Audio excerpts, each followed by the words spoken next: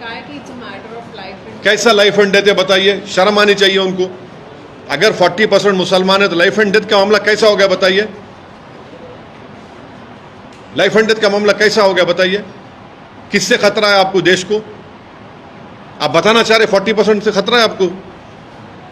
कितना झूठ बोलेंगे, कितना नफरत करेंगे? यानी नफरत की इंतहा कर दे रहे, डिस्क्रिमिनेशन की इंतहा कर दे रहे आप। 40% अगर तो क्या लाइफ एंड डेथ का मैटर है बताओ? तुम हार गए लोकसभा के तो लाइफ एंड डेथ का मैटर हो गया। भारत में 14% मुसलमान का लाइफ एंड डेथ का मैटर है ये। कश्मीर में मेजॉरिटी में है तो आप लाइफ एंड डेथ का मैटर है ये। क्या मैसेज दे रहे हैं आप पूरे माइनॉरिटीज को और पूरे इंडिया को? क्या मैसेज दे रहे हैं आप बुखलाहट में और नफरत के मुजाहरे बीजेपी कर रही है, फ्रस्ट्रेशन में, बल्कि क्लियर कट डिस्क्रिमिनेशन कर रही है बीजेपी। और फिर उनके स्पोक्स पर्सन बोलते नहीं, वो ऐसा बात नहीं करना, ऐसा बात नहीं करना, ऐसा और फुला। और ये जो बात कर रहे हैं क्या है बोलो फिर? ये मुसलमानों को टारगेट कर रहे उत्तर प्रदेश में, उनकी दुकान पे मत जाओ, सोशल बाइकआउट की अपील कर रही उत्तर गवर्नमेंट। आसाम में बोले 40% है तो जिंदगी और मौत का मामला है। महाराष्ट्र में आपकी सरकार है तो मस्जिदों को तोड़ देंगे हम लोग। क्या हो रहा है फिर ये? आप क्या एक पॉपुलेशन, एक माइनॉरिटी, मुस्लिम माइनॉरिटीज को क्या आप धकेलना चाह रहे हैं दीवार की तरफ? रेडिकलाइज कौन हो रहे हैं बताओ फिर? जी, सुधांशु त्रिवेदी जी ने जो बयान दिया जिसमें कहा कि कांग्रेस और राहुल गांधी जिस तरीके से खून और हत्या, इस तरीके के जो अपमानजनक शब्द का इस्तेमाल कर रहे हैं, उससे कहीं ना कहीं हिंसात्मक घटनाएं बढ़ेंगी प्रधानमंत्री मोदी के खिलाफ, जिस तरीके से राहुल गांधी ने बयान दिया।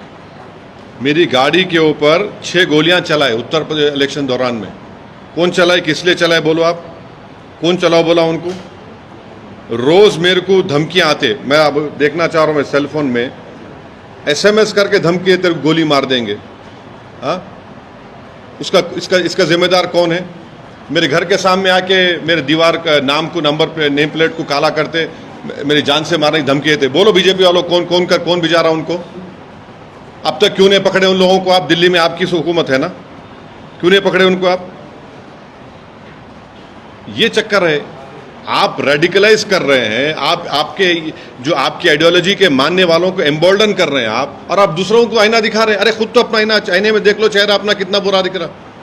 उत्तर प्रदेश में जो बोल रहे आप यहां पर मत जाइए, नाम लिखिए। आसाम में 40% पॉपुलेशन की जिंदगी और मौत बोल रहे आप। महाराष्ट्र में मस्जिदों को तोड़ दे रहे। ये कौन है ये लोग? ये आपकी सरकार की वजह से ये लोग रेडिकलाइज हो चुके हैं।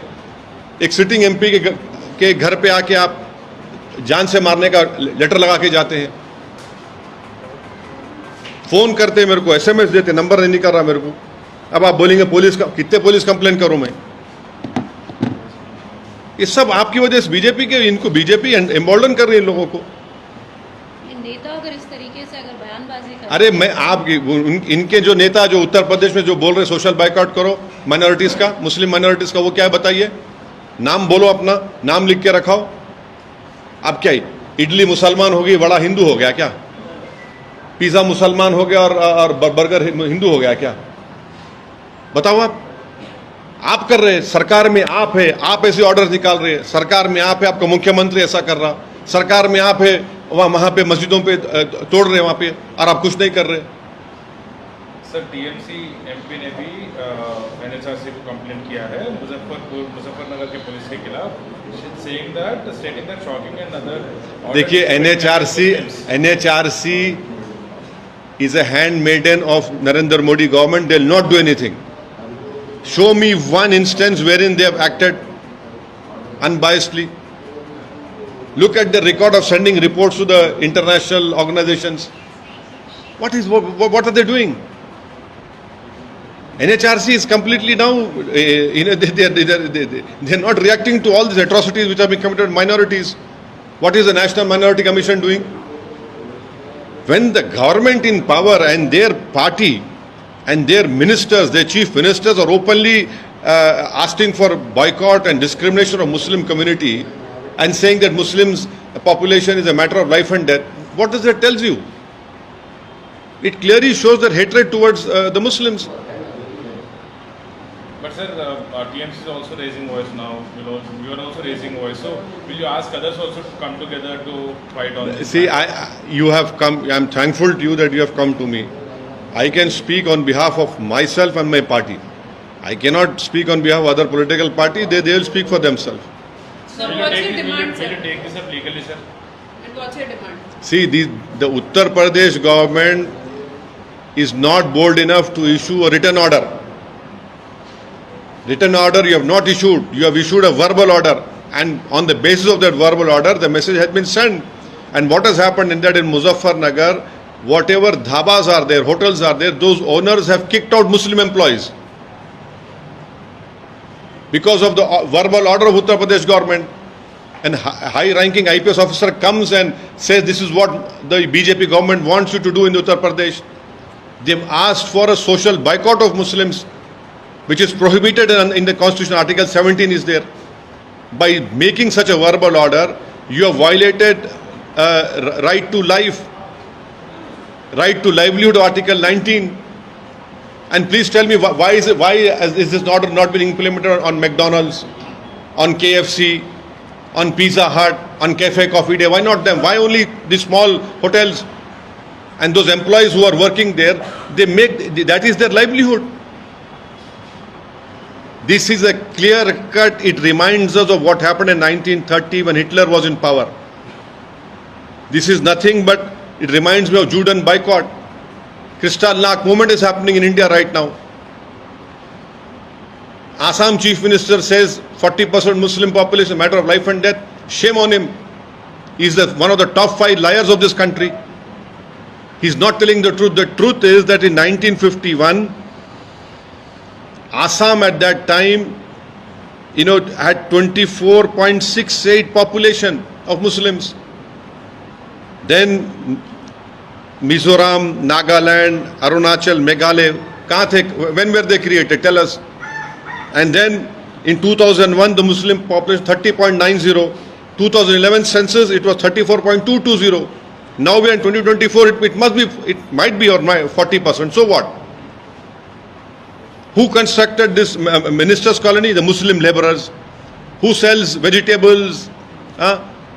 Sells fish, meat, auto drivers, laborers. Why are you so fearful with this population? They are Indians. You don't have the right to call them in this way. Matter of life. What matter of life and death? Politically, you should lose. I hope you lose badly over there in Assam. I hope that your party is wiped out from the face of Assam. But you have no right whatsoever to target 40% of Muslim Assam. What is the message you're sending to the whole country?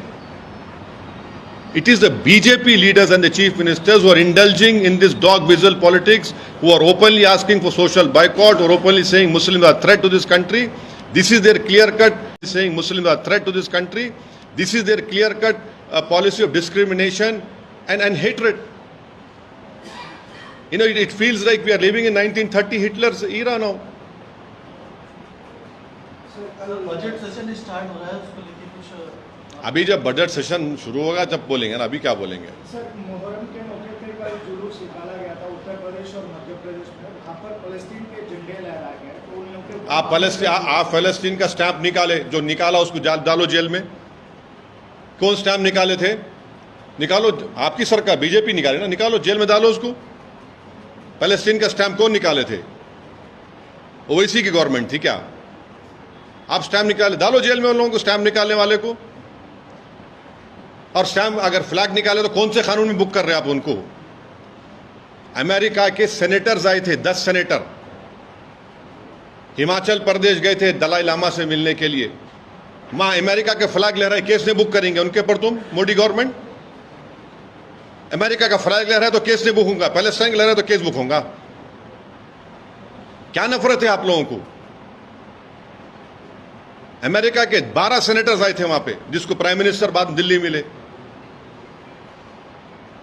Dalai Lama से मिलने गए, वहां पर तो पूरे American flag जलाए। Arrest करो लोगों को भी आप, वहां भी तो देखो ना क्या हो रहा। फिर आप बोलो अरेस्ट करो बोल के, आप एक डिसीजन लो। आप सिर्फ नफरत करना। ये जो रशिया वाला जो मामला है, उसमें कुछ लोग अभी भी हैं जिनको अभी तक अब प्राइम मिनिस्टर जाकर गवर्नमेंट ऑफ इंडिया ये बोली कि उनको वापस लेकर आएंगे। अभी भी गुलबर्गा का एक बच्चा है, कश्मीर के बच्चे हैं, पंजाब हरियाणा के बच्चे हैं, उनको फौरन लाना चाहिए। आपकी जब वहाँ की रशिया की सरकार से बात हुई तो लाना चाहिए, उनको वापस लाइए। वहाँ के हम रिक्वेस्ट करेंगे वहाँ के इंडियन एम्बेसडर से, हमारे एम्बेसडर स्टाफ से, कि वो रशिया की गवर्नमेंट से कोऑर्डिनेट करके उनको प्रेशर डाल के हमारे इंडियंस को वापस लेकर आए, आप यहाँ पर सेफली लेकर आए। उनके पेरेंट्स परेशान हैं, बच्चे परेशान हैं, उनके सब लोग परेशान हैं। कुछ लोगों को डिक्लेयर डेथ भी बोला गया, लेकिन मार्च या फरवरी की बात है, लेकिन अभी तक नहीं हुआ। क्या वही हम उम्मीद करेंगे कि उनका जो भी उनका जिंदा है तो वापस लेके आइए। अगर उनका डेथ हो गया तो कम से कम ऑफिशियली बता के उनकी डेड बॉडी मिल सकती तो वापस इंडिया को लेकर आइए। ओके।